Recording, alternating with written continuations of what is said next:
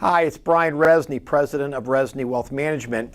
Today I'm going to do something a little bit different. In fact, over the next month or so, I'm going to do a series of educational videos in regards to our economy and really to help our clients understand our general economy, some of the pitfalls that we've fallen into as an economy, and how to kind of get back out of that hole that we basically have been in for the last 30 or so years. First off, most of you probably don't know this, but I'm 50 years old. I grew up in a blue-collar family. My dad was a tool and die welder who was very skilled and made really good money when I was a young child. In fact, he made a six-figure income working hard and a lot of overtime when I was just 12 years old. When I graduated high school and was going to go off to college, that summer he decided to start his own welding business. So I worked for him in the summer, as did my two older brothers and my sister. My dad's business grew, and that was, by the way, in 1983.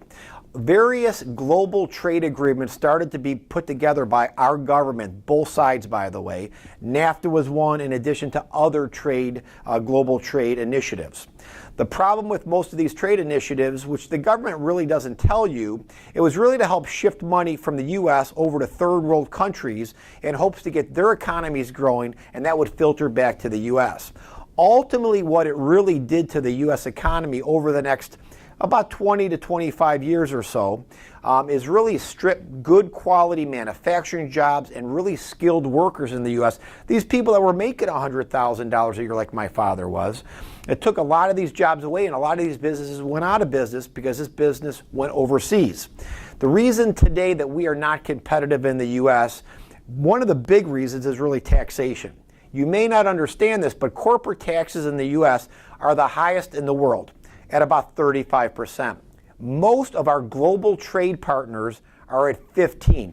So how competitive can you be as a business if your taxes here are 35% and your competition's at 15%? It's pretty hard to be competitive. Not to mention our rules and regulations in this country are the most complex and burdensome in the world. Again, expensive, and it brings down our competitiveness here in the U.S.